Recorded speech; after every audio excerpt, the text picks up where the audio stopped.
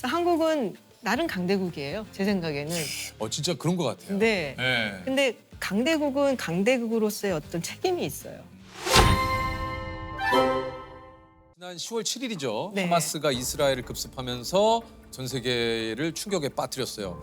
팔레스타인 가자 지구를 통치하는 무장 정파 하마스가 이스라엘에 대규모 공격을 가했습니다. 가자 지구에서 날아온 로켓으로 최소 6명의 이스라엘 사람들이 목숨을 잃었고 이스라엘 남부에서는 팔레스타인 무장대원들이 민간인을 인질로 잡고 이스라엘군과 대치하고 있다고 현지 언론이 전했습니다. 이에 이스라엘은 전쟁으로 규정하고 전투기 등을 동원해 대대적인 보복 공격을 펼쳤습니다. 원래 이 팔레스타인 지역은 국가가 있고 그런 건 아니었어요. 그러니까 팔레스타인에서 살고 있는 사람들이 있었고 그게 한 80%면 유대인도 한 10% 정도 살고 그랬었거든요. 그러다가 사건이 벌어지죠. 네. 1차 세계대전. 맞습니다. 이제 후세인 군주한테 가갖고서는 도움을 요청하죠. 도움을 요청을 하죠. 네. 잘 하시죠. 네네네네. 그리고서는 만약에 니네가 우리를 도와서 오스만 제국에 반란을 일으키면 나중에 전쟁이 끝나면 여기 아랍 제국 세우게 해주겠다. 근데 사실은 그때 영국이 사기를 치고 있던 거예요. 프랑스랑은 전쟁 끝나면 우리 둘이 나눠 먹자라고 얘기를 했어요. 네. 거의 같은 시기에. 그런데 전쟁이 끝나갈 때쯤에 당시 영국에서 이제 당시 외무장관이었던 벨포어가 영국에 있는 유대인 공동체에게 이제 약속을 하는 거죠. 그렇죠. 너희가 여기 가서 살 수 있게끔 유대인 국가가 수립할 수 있게끔 지지를 해주겠다. 그러고 나서 이제 전쟁이 끝나니까 땅을 이제 조금씩 샀었던 곳에 유대인들이 오고 심각하게 문제가 생기기 시작을 한 게 이제 나치가 독일을 접수를 하면서 예. 그러면서 대거 건너오기 시작하는 거예요. 사람이 많아지니까 팔레스타인에 살던 사람들이 그때는 약간의 불만이 있었던 것이 갈등으로 증폭이 되고 전쟁이 끝난 다음에 영국이 골치가 아프잖아요. 그러니까 유엔한테 니네가 어떻게 알아서 해봐. 맞아요. 그러니까 유엔이 그걸 분할을 한 거예요. 거의 뭐 절반가량씩 이렇게 나눠주게 되는데 팔레스타인은 이제 굉장히 불만이 많았죠. 왜냐하면 인구로 봤을 때는 우리가 훨씬 많은데. 그리고선 1948년에 이스라엘은 이스라엘이라는 나라를 만들겠다라고 건국을 수립을 하게 해요. 된 거죠. 직후에 아랍 국가들이 연합을 해서 이스라엘을 침공을 하죠. 이스라엘이 점점 땅을 더 넓혀가요. 전쟁의 결과로. 그래서 지금 같은 이제 상황에 이르렀고. 근데 마음에 안 들죠. 팔레스타인 사람들이나 아랍권 사람들은. 그렇겠죠. 사실은 굉장히 해묵은 갈등이에요. 엄밀히 말하자면 이건 팔레스타인과 우리 하마스를 같이 놓고 볼 수는 없는 거죠. 그래서 외국 언론에서는 네. 이스라엘 하마스 전쟁이라고 얘기를 해요. 네. 왜냐면은 지금 팔레스타인 사람들이 살고 있는 지역을 보면은 지금 이제 전쟁이나 폭격이 이루어지고 있는 곳은 가자 지구라서 약간 이제 서남쪽이죠, 맞아요. 이스라엘에. 그리고 서안 지구라는 곳이 또 있어요. 지금 이제 서안 지구 쪽은 그래서 이 팔레스타인 자치정부가 지금 통치를 하고 있고 가자 지구를 지금 통치를 하는 것이 바로 이 하마스라는 하마스죠. 사실은 서안 쪽이 아니라 이제 가자 지구의 하마스하고 하고 있는 거죠. 이게 좀 하마스에 대해서 좀 설명을 또 해주셔야 될 것 같아요. 이게 뭐 얘기를 들으면 또 계속해서 이게 꼬리를 물고 서안 쪽에 있는 팔레스타인 자치정부하고 하마스의 가장 큰 차이라고 본다면은 서안 지구 쪽은 그래도 이스라엘과의 어떤 공존 이런 거를 얘기를 한다면 하마스는 이 땅 안에서는 이스라엘은 없어야 된다. 그러니까 쫓아내고 여기는 예전처럼 우리가 이슬람 국가를 만들어야 된다. 이게 굉장히 큰 차이라고 할 수 있죠. 그러니까 네. 공존할 수가 없어요. 그러네요. 그래서 사실은 이제 무장투쟁도 굉장히 많이 했고 등장하고 나서 테러라고도 우리가 보통 얘기하는 그런 맞아요. 행동들을 많이 했죠. 이게 이제 하마스가 통치하는 가자 지구는 지붕 없는 감옥이다. 네. 예, 요렇게 좀 불릴 정도라고 하던데요. 하마스는 우리는 여전히 이스라엘을 인정하지 않고 무장투쟁을 멈추지 않겠다 하니까 서구에서 무슨 원조라든지 이런 것도 이제 중단을 하고 아하. 그리고서는 이제 2007년부터는 거기를 사실상 봉쇄를 했죠, 이스라엘이. 그 거대한 장벽을 세우게 되죠. 이런 공격이 사실 처음은 아니에요. 그렇죠. 몇 년 전에도 있었죠. 맞아요. 네, 맞아요. 2021년에도 한참 맞습니다. 갔고 맞습니다. 그랬어요. 네. 맞아요. 일단 물량이 너무 많은 것도 있고 그렇죠. 그리고 실질적으로 이번에 첫 번에 기습 공격을 했을 때 정말 많은 사상자가 나왔던 거는 미사일 공격이라기보다 패러글라이딩 타고 오고 불도저 밀고 오고 그런 민간인 마을에 가서 학살당한 사람들이 되게 많았어요. 아, 정말 너무 네. 가슴이 예, 아팠습니다.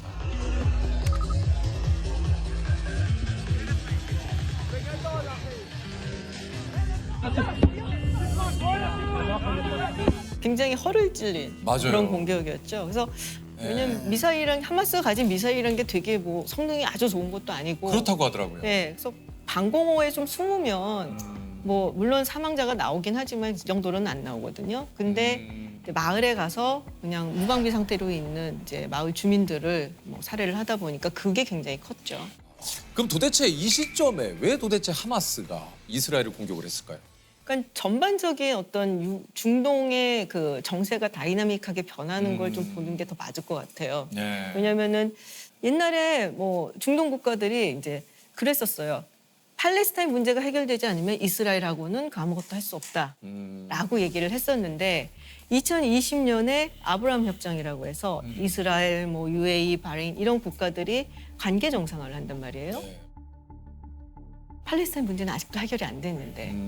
그러니까 이 국가들이 오일머니로 인해서 굉장히 부강한 국가가 됐는데 사실 이게 언제까지 이게 먹힐지도 모르고 오일에만 의존하면은 만약에 이 기름값이 떨어지면은 그렇죠. 그러면은 경제가 휘청할 수도 있고 그래서 뭔가 우리가 미래를 내다보고 좀 국가의 체질을 개선하자라는 프로젝트에 들어가죠. 좀 변하겠다라는 의지가 있는 건데 그러면은 이제 팔레스타인 이스라엘 해묵은 분쟁이나 갈등에 끼어들고 싶지는 않은 거예요. 네, 그러다 보니까 하마스 입장에서는 이대로 있으면 우리가 완전히 잊혀지는 게 아닌가라는 생각을 할 수밖에 없고 그리고 사실 이 사우디하고 이스라엘하고 관계 정상화를 하려고 했어요. 맞아요. 그게 추진이 되던 중이었고 뭐 10월 중에 된다 이런 얘기가 있었는데 그거를 보고 있자니 저기서 굉장히 고민스러운 나라가 하나 있는 거죠. 이란이라고. 이란이죠. 네. 네. 만약에 사우디가 이스라엘과 관계 정상을 하면은 그동안 눈치 보고 있었던 다른 이제 아랍 국가들 그리고 이슬람 국가들 이런 국가들도 이스라엘하고 훨씬 자유롭게 교류를 하고 그러면은 시아파 종주국이라고 하는 이란 입장에서는 굉장히 불안해지는 거죠.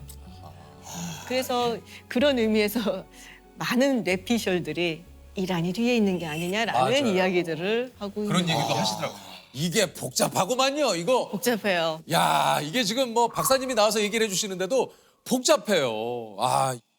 어쨌든 이게 이제 지상전이 개시가 된다. 이스라엘이 가자 지구에서 본격 지상 작전을 시작했다고 선언했습니다. 이에 맞대응한 하마스는 로켓포를 이용해 게릴라전을 펼치는 영상을 추가로 공개했습니다. 군인들이 가장 무서워하는 게 사실 시가전이거든요. 왜냐면은 그냥 이게 뚱뚱 때려 부시고 전장터에서 만나면 다 적이니까 이제 싸우는데 시가전은 저 뒤에 누가 있을지 몰라요. 그리고 민간인과 그리고 하마스를 어떻게 구분하기가 힘들죠. 네, 구분을 못하죠. 네. 그래서 예전에 이라크 전쟁에 이제 참전을 했었던 미군이 뭐 인터뷰를 한 내용을 보면 이렇게 문을 하나 열 때마다 온몸에 소름이 돋는 것 같았다. 저 문 뒤에 누가 있을지 모르니까. 그만큼 두렵고 이스라엘군은 공습을 지속해 지금까지 땅굴 400여 개를 폭파했다고 밝혔습니다. 그 가자 지구에 하마스가 파놓은 땅굴이 네. 뭐 거의 400에서 500km 정도 된다고 얘기를. 원래 옛날부터 거기를 통해서 이제 뭐 음식물도 뭐 생필품도 맞아요. 하고 그리고 뭐 군수물자 같은 것도 네. 거기를 통해서 하고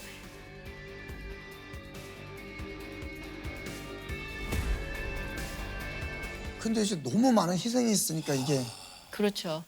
그러니까 민간인 피해가 지금 계속 급증하고 있고 사실 그게 제일 마음이 네. 아파요. 그죠. 네. 근데 문제는 그게 그렇게 큰 문제가 아닌 경우도 많아요. 그러니까는 항상 이제 이스라엘이 보복 공격을 하면은 민간인들이 너무 많이 다치죠. 맞아요. 너무 많이 다쳐. 근데 이 하마스의 본부라든지 자기들의 뭐 작전 뭐 지휘관들이 있는데 이런 거를 병원이나 학교나 이런 근처에다 해. 그러면은 거기를 요격을 하다 보면은 자연스럽게 그런 민간인 시설도 피해를 갈 수밖에 없고 뭐 어떤 경우에는 이렇게 민간인들을 모아놔서 그야말로 인간 방패다라고 하는 경우들도 있고 그래서 만약에 많은 팔레스타인 민간인이 죽으면 그거는 그거대로 사실 하마스한테 손해는 아니죠. 반 이스라엘 감정을 더 부추길 수 있고 그걸 이제 깨워주는 거니까. 어찌됐든 간에 팔레스타인 측의 민간인 사상자 숫자는 훨씬 더 많을 걸로 보여요. 이스라엘보다는. 아 정말 이게 너무 마음이 아파요. 이스라엘과 하마스의 무력 충돌로 인한 전체 사망자가 10,000명을 넘은 것으로 집계됐습니다. 하마스는 현재 가자 지구에 200명에서 250명 사이의 인질이 있다고 밝혔습니다. 전쟁의 역사라든지 뭐 정치라든지 이런 거 보면 좌절감을 느낄 때가 많죠. 그 안을 조금 더 들여다보면 정말 인간성이 말살이 돼요. 사람이 사람으로서의 존중을 전혀 받지 못하고 내가 살기 위해서 누군가의 목숨을 뺏어야 되는 그런 상황인 거잖아요. 모든 전쟁은 그 전쟁 뒤에 수많은 민간인들의 희생을 가져올 수밖에 없어요. 이스라엘과 하마스가 인질 50명을 석방하는 대신 4일간 휴전하기로 합의했습니다. 일시 휴전이 종료된 뒤에는 전투를 재개하겠다는 입장이고 국경의 긴장감도 여전합니다. 지금 전쟁이 일어난 지 한 달 반이 좀 넘었는데 그러니까 적정한 순간이 오면은 멈추겠죠. 하마스도 그렇고 이스라엘도 계속해서 전쟁을 이끌어 나가기에는 경제적인 부담이 너무 크니까. 근데 그게 우리가 종전이라고 말할 수 있을까? 그거는 물음표죠. 언제고 다시 일어날 수 있는데 이건 사실 그렇잖아요. 근데 또 인류 역사를 보면 해결 방법이 없어 보여도 이제 기적적으로 방법을 이끌어내는 경우도 있거든요. 그래서 우리가 더 이상 전망하고 예측하고 분석할 필요 없게 빨리 전쟁이 끝났으면 좋겠다. 그 마음을 갖고 있습니다.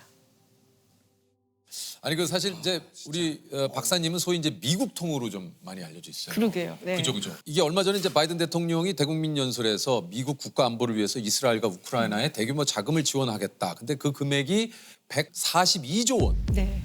와. 미국은 국방비에 1,000조를 씁니다. 그래서 이제 천조국이다 얘기를 하죠. 국방비에 1,000조. 와. 미국은 어떤 나라일까요? 이게 참 질문이 좀 그럴 수도 있습니다만. 미국은 되게 독특한 나라예요. 일단은 정치 시스템에서 봤어도 우리는 이제 바이든 대통령 맨날 나오니까 미국의 짱은 바이든 이렇게 생각을 하지만 실제 미국 정치의 중심은 의회예요. 네, 미국 헌법에 보면은 가장 먼저 나오는 게 의회에 관한 거예요. 왜냐면 가장 중요한 거니까. 그리고 제가 되게 흥미롭다라고 여겼던 게 The United States of America라고 하잖아요. 이게 단수일까요? 복수일까요? 미합중국이라고 우리가 네, 얘기를 저는 하지 않습니까? 복수로. 복수. The United States of America. 네, 스테이츠니까. 한 네티즌이 인터넷에서 예전부터 있었던 미국의 그 The United States of America라는 구절이 나오는 이제 책이라든지 잡지라든지 신문 이런 거를 다 보고서 단순가 복순가를 따져본 거예요. 초반에 미국이 건국하고서는 복수를 많이 썼어요. 그러니까 그만큼 연합 비슷한 느낌이 강하지 않았을까라고 우리가 추론을 해볼 수가 있죠. 근데 이게 어느 순간 뒤집혀요. 그래서 지금은 단수로 쓰여요. 근데 이게 뒤집히는 순간이 언제일까요? 언제입니까? 남북전쟁 이후. 그리고 사실 이 노예제 때문에 남부의 11개 주가 연방에서 나가겠다 해서 그걸 막으면서 일어난 거거든요. 그래서 그걸 통해서 결국 미국이란 나라가 진정한 하나의 국가가 됐다라고 얘기를 해요. 그래서 되게 흥미로운 건 세계에서 가장 애국심이 강한 국민들이 미국 사람들이에요. 정말 많은 민족, 정말 많은 인종이 왔지만 나는 아메리칸이야라는 그 자부심 하나로 이제 자기의 국가를 그렇게 사랑한다고 얘기를 하거든요. 그래서 그걸 보면서 우리가 보이지 않는 어떤 가치를 위해서는 목숨까지도 던질 수 있는 게 아닐까라는 생각을 해요. 그러면 이쯤에서 하나만 좀. 예, 말씀하시죠. 우리가 그래도 국제 정세를 알아야 되는 이유가 뭡니까? 그래도 왜 우리가 이야기를 좋아요. 되는지. 이걸 왜 우리가 알아야 하는가? 제가 항상 어디 가서 이런 얘기를 해요. 그러니까 한국이 강대국이라고 생각을 하는지. 그러면 대부분의 사람들이 우리는 아직 강대국은 아니다 이렇게 얘기들을 하세요. 근데 한국이 경제력으로 지금 세계 11위 정도를 하고 있고요. 그리고 군사력도 객관적인 지표로 봤을 때 10위 안에는 들어요. 맞아요. 네. 인구도 5천만 명이죠. 네. 그래서 한국은 나름 강대국이에요. 제 생각에는. 진짜 그런 것 같아요. 네. 네. 근데 강대국은 강대국으로서의 어떤 책임이 있어요. 외교의 어떤 방식도 있고 이제 이 정도 수준 올라왔으면 좀 더 공격적이고 적극적이고 한국이 할 수 있는 강대국으로서의 외교를 좀 해야 되지 않을까? 근데 그러려면은 국제 정세를 좀 알아야죠. 우리가 또 국제 정세를 알아야 되고. 예. 2차 세계대전 이후에 새로 나타난 신생 민주주의 국가들 중에서 경제 발전과 민주주의를 같이 이렇게 이뤄낸 국가는 정말 드물어요. 한국에 대해서만큼은 더 자부심을 가져도 된다고 생각을 해요. 그리고 강대국이다라고 생각을 해도 되고, 그리고 강대국이기 때문에 그에 걸맞는 책임 있는 외교를 할 필요가 있다. 팔레스타인에 이제 뭐 보내는 것도 우리가 뭐 하마스 편을 드는 게 아니고 그거는 팔레스타인 민간인들한테 구호품을 보내는 거거든요. 그게 강대국의 책임이에요.